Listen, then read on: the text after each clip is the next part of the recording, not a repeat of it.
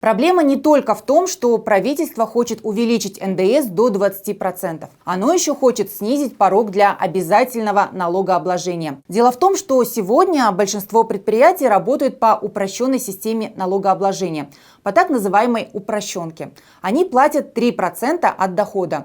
Но для этого доход предприятия за полугодие не должен превышать 78 миллионов тенге. Под эти нормы попадают многие фирмы. Сейчас же планку хотят снизить до 15 миллионов. Тысячи бизнесменов, которые в Казахстане формируют хлипкий средний класс, активные деловые люди, лишатся той немногой поддержки, которую дает им государство. Но оказывается, огромное количество предприятий вообще освобождены от уплаты НДС. На каких основаниях? И вот тут внимание. Наши коллеги из BS-Media попросили Комитет госдоходов предоставить список, кого и почему освободили. И получили отказ.